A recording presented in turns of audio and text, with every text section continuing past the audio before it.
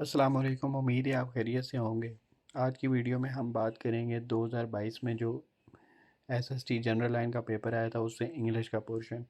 बहुत से लोग ये कह रहे थे कि शॉर्ट स्टोरीज़ के ऊपर आप वीडियोस बनाएं, तो आज इंशाल्लाह वही कोशिश है हमारी कि उसी के ऊपर उसको एक्सप्लेन किया जाए। पहले हम बाकी क्वेश्चन भी देख लेते हैं और साथ जब स्टोरीज़ आएंगे तो उसको भी एक्सप्लेन करेंगे। सबसे पहले आप यहाँ पे देखें, यहाँ पे क्या है जी, व्हाट इज़ सोनेट। सोनेट क्या चीज़ होती है, ठीक है। तो सोनेट कहते हैं वो उस पोएम को कहते हैं जिसमें 14 लाइन होती हैं। तो अब आपने इस चीज़ से क्या समझना है कि आपको बाकी चीज़ों का भी पता होना चाहिए कि जो 6 लाइनें होती हैं उस पोएम को क्या कहते हैं, 8 लाइनों वाली को और 12 लाइनों वाली को। और इसके अलावा कि ऐसे की कौन सी टाइप्स होती हैं, पोएम्स की कौन सी टाइप्स हैं, ये सारी चीज़ें आपको पता होनी चाहिए। दूसरा क्वेश्चन है, which figure of speech is it when a statement is exaggerated. Exaggerated का मतलब होता है बढ़ा चढ़ा के बयान करना, तो ये हाइपर बोले ही है इसका जवाब। इनको कहते हैं फिगर ऑफ स्पीच। तो ये वाली भी आपने डेफिनेटली सारी पढ़नी है, बल्कि मैं आपको यूट्यूब के ऊपर ही बताऊंगा, सब एक्सप्लेन करूंगा। थोड़ा ढूंढना मुश्किल हो जाता है इसलिए आप लोगों से। थीम इज़ अ, थीम क्या चीज़ होती है? वो थीम वो चीज़ होती है, मतलब मकसद क्या है इसका, खुलासा क्या है। Point writer is trying to make a subject. जो जो लिखने वाला है वो उस सब्जेक्ट में क्या बताना चाहता है, थीम ये होता है। A device in literature where an object represent an idea. Literature में कोई भी चीज़, जो ऑब्जेक्ट होता है वो क्या करते हैं, जब कोई आइडिया बताता है या कोई चीज़ बताता है उसको क्या कहते हैं, बयान करने वाला। तो बयान करने वाले को कहते हैं नरेटर, ठीक है। A description that appeals to one of the five senses. तो पर्सोनिफिकेशन भी नहीं होगी, मेटाफर भी नहीं होगा, नन भी नहीं होगा, तो ये इमेजिनरी, ठीक है। इसका ये ऑप्शन है। A minimal unit of sound that differentiate meaning in a particular language is in phoneme. ये आपने सारी चीज़ें पढ़ लेनी है, बल्कि मैं आपको ये सारी चीज़ें पढ़ाऊँगा। वावल, फिनोम्स क्या होते हैं, मॉर्फोम्स क्या होते हैं, सिलेबल क्या होते हैं, ये सारी चीज़ें इंशाल्लाह। अब ये देखें जी, पोएम आ गया। जो असल का आज का हमारा टॉपिक है वो पोएम्स के बारे में ही है और उसके बारे में है, स्टोरीज़ के बारे में। तो ये एक स्टोरी आ गई है, new year resolution is written by. ये किसने लिखी है ये भी मैं आपको बता देता हूँ, ये किसने लिखी है। यहाँ पे देखें आप, न्यू ईयर रेजोल्यूशन किसने लिखी है, new year resolution is by Elizabeth swell, ठीक है। सेबल या स्वेल, ये यहाँ से क्या है, एलिज़ाबेथ स्वेल। इसके बाद नीचे जाएँ आप, language that is native to people as opposed to learn language and are used in everyday speech। Native language कौन सी होती है, जो मतलब हमारी मादरी ज़बान होती है उसको कहते हैं वर्नाक्यूलर, ठीक है। ये कहते हैं उसको वर्नाक्यूलर। इसको डिलीट कर देते हैं यहाँ से, इसको येलो सही से करते हैं।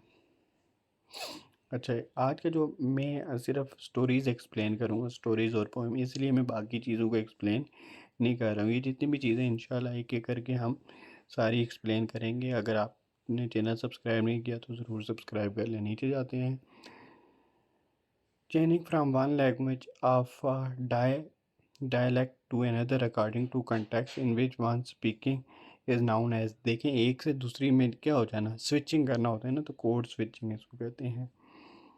Departure and arrival is written by. Departure और अराइवल ये पोएम किसने लिखी है, ये स्टोरी किसने लिखी है, तो ये यहाँ पे नीचे मैं आपको बताता हूँ। ये देखें दूसरी स्टोरी, डिपार्चर एंड अराइवल किसने लिखी है हमारे पास, टी एस इलियट। तो वहाँ पे जाके हम टी एस इलियट के ऊपर टिक करेंगे। Robert Frost was in. अब तीसरा क्वेश्चन किस बारे में देखें, जितने भी शायर हैं, पोइट हैं, उनके बारे में पता होना चाहिए कि वो किधर से तलक रखते हैं। ये अमेरिकन पोइट है तो हमें इसका बता देना है कि अमेरिकन पोइट है।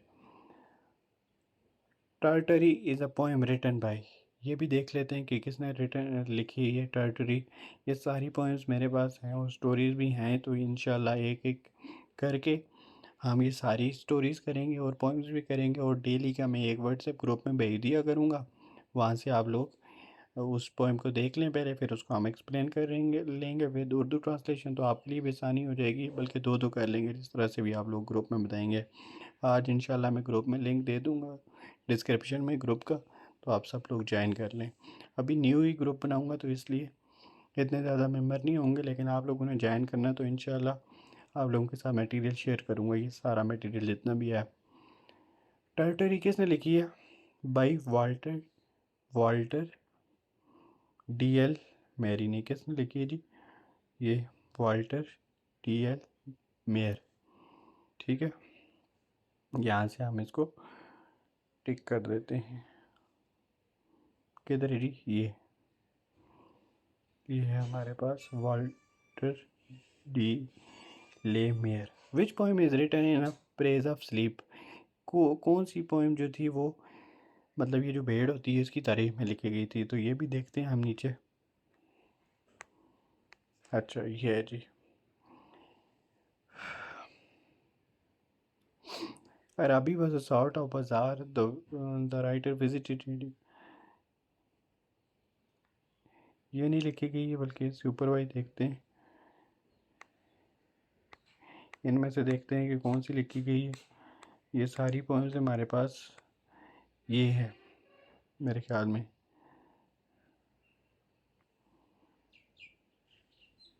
ये देखें, इसमें आया शीप का लफ्ज़।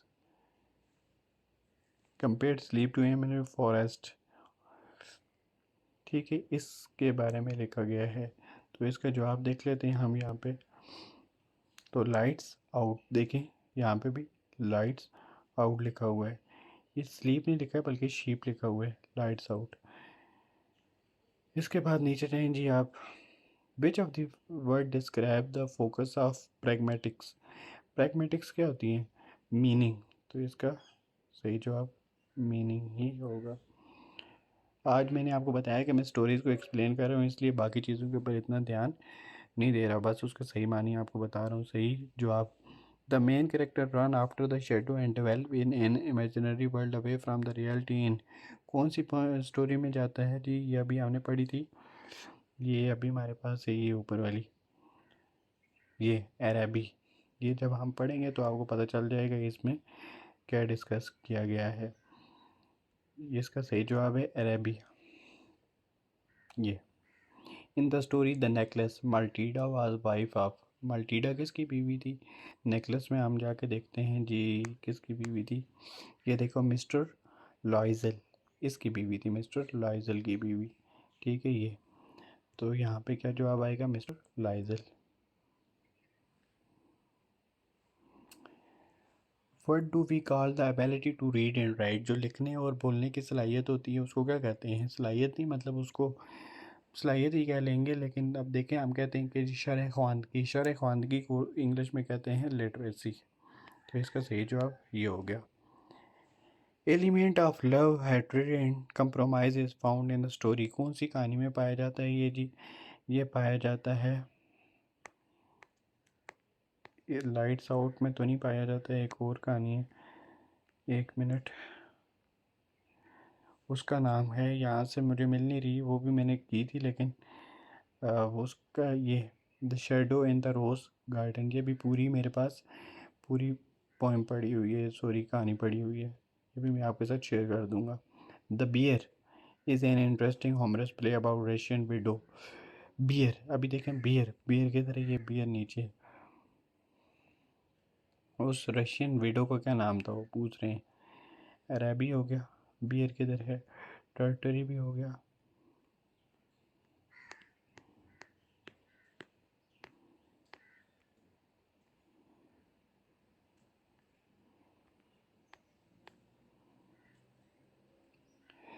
ये मैं आपको दूसरी वीडियो में बताऊंगा, क्योंकि अभी मिल नहीं रहा, लेकिन वीडियो लंबी हो जाएगी। तो ये उसका नाम था पपोवा।